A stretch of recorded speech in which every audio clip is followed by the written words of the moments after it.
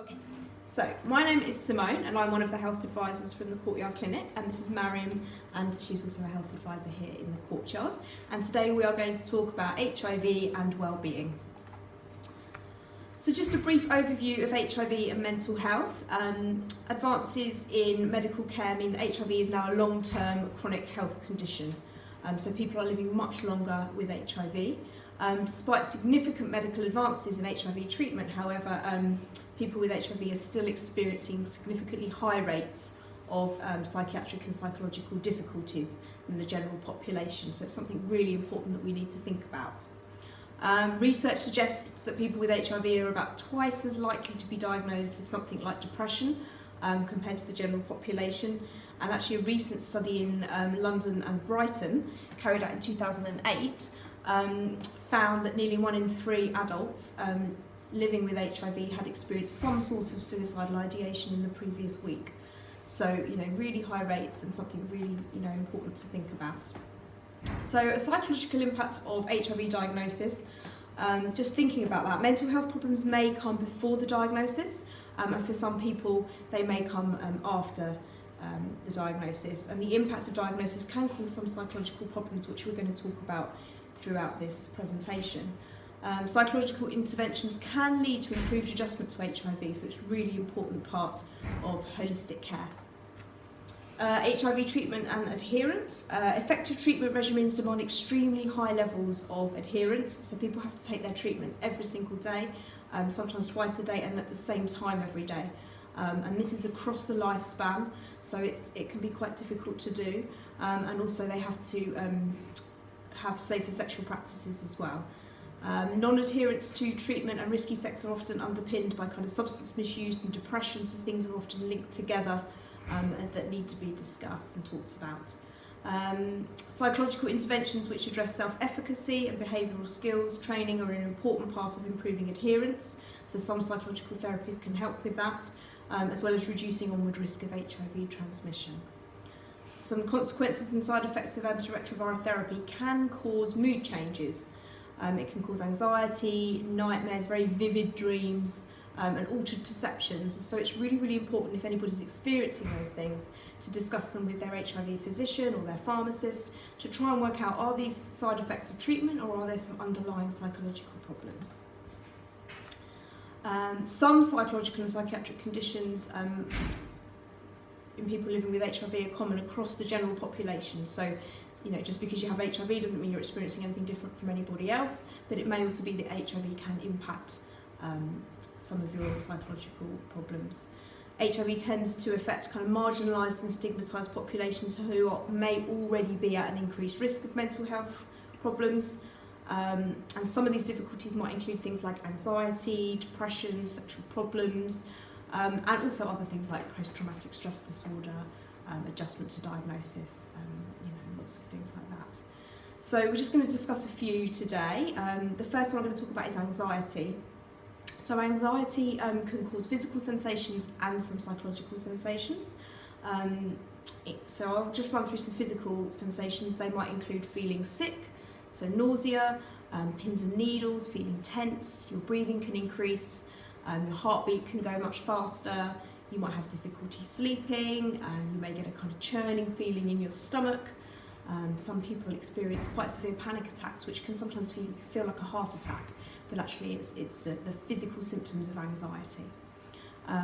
Alongside that, some psychological sensations may occur, feeling tense and nervous, or kind of that feeling that you feel a little bit on edge, feel like the world is speeding up or slowing right down.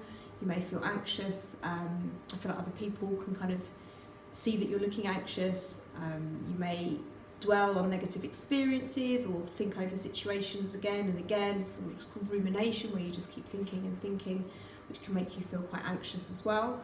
And sometimes people describe sort of feeling restless, numb, all sorts of different sensations can be experienced through anxiety.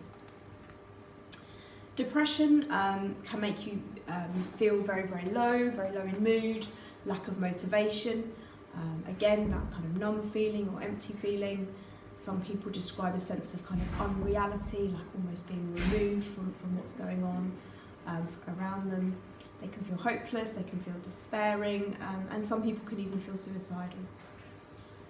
You may then behave differently, so it may impact your behaviour, it may mean you lose interest in sex, it may include things like self-harming, some people eat more, some people eat less, some people can't sleep, some people sleep a lot, people have physical kind of aches and pains in their bodies, which you may think is a physical aspect of HIV, but it actually might be more of a psychological aspect.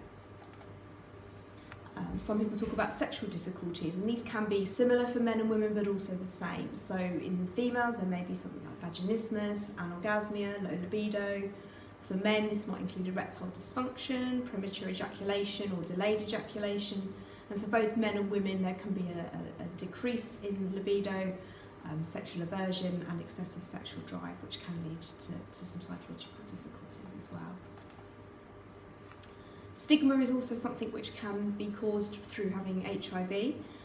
There are lots of different definitions of stigma, but three that I've chosen to talk about today are anticipated, enacted and internalised. Anticipated stigma is described as stigma which refers to individuals anticipating social rejection or being the target of discrimination. So not actual stigma, not experiencing it overtly, but more a fear of experiencing it. Enacted involves individuals experiencing direct discrimination, which is in the literature being described less and less, but it doesn't necessarily mean it's not happening. And internalised stigma, where individuals feel a self-loathing or shame as a result of stigma. So if they've had it experienced enacted, or they fear stigma, they may then internalise that stigma and begin to feel shame and self-loathing. So that can have some psychological impact on individuals. Internalised stigma can cause psychological distress. It may mean people are less likely to then disclose their status to others for fear of rejection. It may increase difficulties in adjusting and coping to HIV because they don't have the support network around them in order to support their psychological and social needs, really. It may decrease the chances of them wanting to access medical care, their GP, for fear of experiencing stigma, and then they may become isolated because of that. So one of the things that we work with our patients a lot within the clinic is disclosing of an HIV status. So fear of disclosure can be caused by fear regarding how others might perceive you, the uncertainty regarding how others may react, and fear regarding who others may then go on to tell. However, it's really important to remember that if one does choose to disclose and they have a really positive response from the other person, this can increase emotional well-being. So one of the things a lot of our patients mention to us is when they experience some of these thoughts and feelings is wondering if these feelings are normal, and the answer is yes. Many people experience some or all of these thoughts and feelings across the lifespan, and for some people these may subside on their own, and for others they may go and return, and for some people they may continue. So if you do find that you're experiencing some of the thoughts and feelings we've described today, who do you tell? Well, the reality is that you can tell any one of the staff members here at the Courtyard Clinic. You can tell your doctor, nurse, pharmacist or health advisor. If you do share this information with one of our staff members, usually the first person you will see is then one of the health advisors. And the health advisors work in a number of different ways, and there's lots of different ways that we can work with our patients. We do one-off interventions. For some people, just having one session with one of the health advisors is enough. They can offload, and that can be fine. Other ways that we work is we can do short-term support. We often do that following a new diagnosis, so as somebody adjusts to living with HIV, around disclosure, telling family, friends, partners, testing of children, and starting treatment. If once working with one of the health advisors, it may then be decided that actually that you may require some more support, or there may be better support available for you elsewhere, in which case the health advisor can help with signposting and referral on to other services. So the services and support available within the Courtyard Clinic includes counsellors, psychotherapists, psychosexual therapists, psychologists, drug and alcohol support. One of the things that sometimes people can become concerned about is confidentiality. Now, it's important to remember that while all of these services are embedded within the clinic, we do not write in your main hospital notes the details of the sessions. We may write that you have attended the service and had an appointment with one of the counsellors or therapists, but we don't detail the contents of that session. They're kept in separate counselling notes, so it does add an extra layer of confidentiality. So the pathway. Once you've seen one of the health advisor and it's decided that perhaps there is a better service available for you, you're then referred into perhaps the psychology team.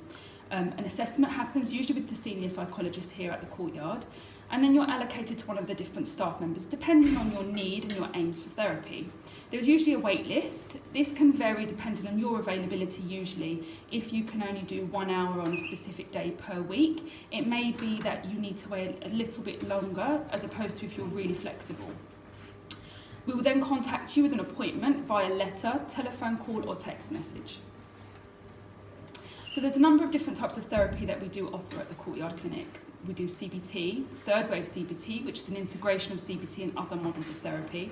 We do motivational interviewing. We do psychosexual therapy, short-term psychodynamic therapy, person-centered therapy, psychotherapy and integrative counselling. So each one of these psychological therapies will work in a slightly different way with different aims, and we really work with our patients to ensure that we're practicing in a way that's most useful for you. One of the questions we're often asked is, how can therapy help? Well, therapy can help you to understand your difficulties. It can help define and reach wellness goals that you set alongside your therapist. It can help overcome fears or insecurities, cope with stress, manage treatment adherence, make sense of past traumatic experiences, identify triggers that may worsen your symptoms in the future, improve relationships with family and friends, establish a safe, dependable routine, develop a plan for coping with crises, understand why things bother you and what you can do about them, and also help end destructive habits such as drinking, using drugs, overspending or unhealthy sex. So this is just some useful contact information that we have both in the Courtyard Clinic and outside. Thank you. Thank you.